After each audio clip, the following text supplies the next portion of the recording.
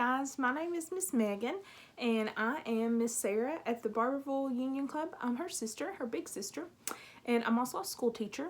And she asked me if I would be willing to read a book for you all so that you all could watch it and listen to the story here while we're all off from school. And I told her I loved that idea, so I chose this book to read. It's called Alexander and the Terrible, Horrible, No Good, Very Bad Day. And I picked this book for a reason.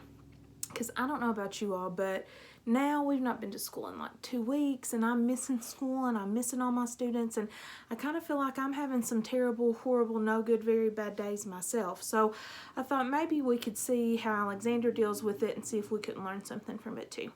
So I hope you like the book. Let's get started.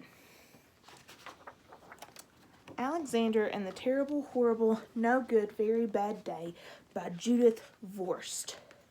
Illustrated by Ray Cruz. It says, for Robert Leisure, with love and thanks. Alright, let me try to get it here close so you can see. I went to sleep with gum in my mouth, and now there's gum in my hair. And when I got out of bed this morning, I stepped on a skateboard, and by mistake, I dropped my sweater in the sink while the water was running, and I could tell it was going to be a terrible, horrible, no good, very bad day.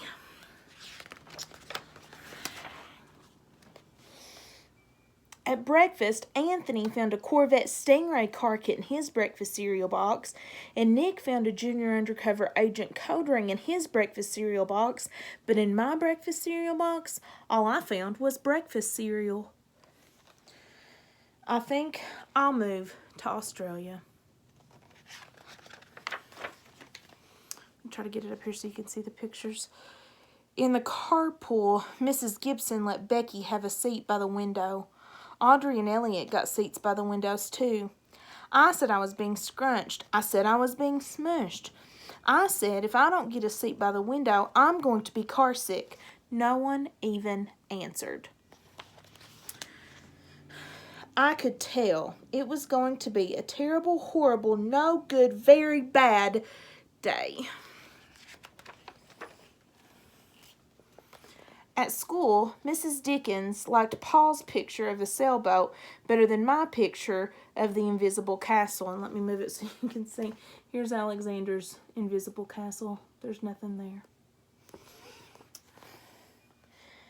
At singing time, she said I sang too loud.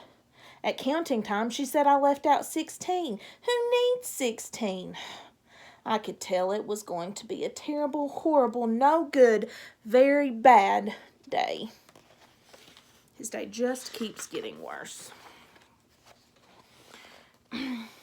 I could tell because Paul said I wasn't his best friend anymore. He said that Philip Parker was his best friend, and Albert Moyo was his next best friend, and that I was only his third best friend. I hope you sit on a tack, I said to Paul. I hope the next time you get a double-decker strawberry ice cream cone, the ice cream part falls off the cone part and lands in Australia. It's pretty angry. There were 2 cupcakes in Philip Parker's lunch bag, and Albert got a Hershey bar with almonds, and Paul's mother gave him a piece of jelly roll that had little coconut sprinkles on top. Guess whose mother forgot to put in dessert? It was a terrible, horrible, no good, very bad day. But it doesn't end there.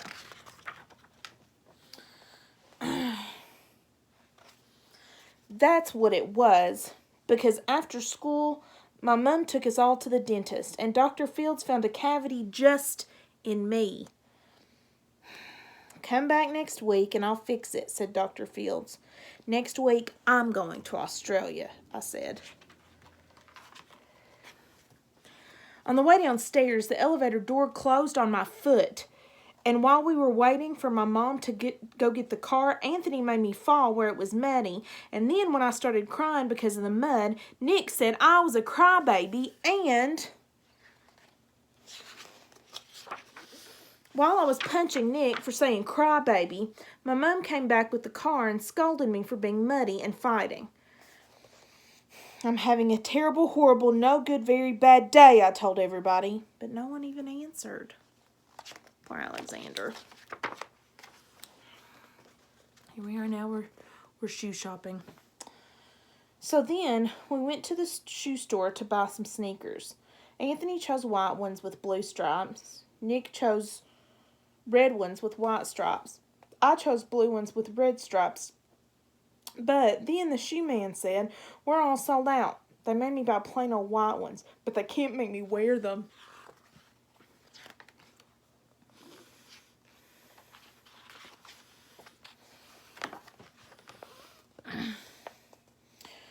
When we picked up my dad at his office, he said I couldn't play with his copying machine, but I forgot. He also said to watch out for the books on his desk, and I was careful as I could be except for my elbow. He also said don't fool around with this phone, but I think I called Australia. My dad said please don't pick him up anymore. It was a terrible, horrible, no good, very bad day.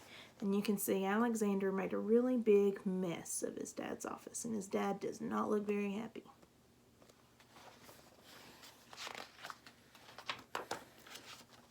So now here they all are eating dinner. And Alexander says, there were lima beans for dinner, and I hate limas. There was kissing on TV, and I hate kissing. And now here he is taking his bath. My bath water was too hot. I got soap in my eyes, and my marble went down the drain, and I had to wear my railroad train pajamas. I hate my railroad train pajamas. When I went to bed, Nick took back the pillow he said I could keep, and the Mickey Mouse nightlight burned out, and I bit my tongue. The cat wants to sleep with Anthony, not with me. It has been a terrible, horrible, no good, very bad day. My mom says some days are like that.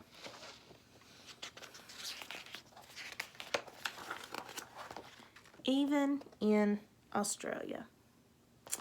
So, Alexander had a really bad day. And I bet all of you all, I have too, have had really bad days. But the thing to remember is they always end and everybody has them. Alright, so I hope you're staying safe out there, staying in when you can, washing your hands, all that good stuff. And I guess I'll see you soon. Bye.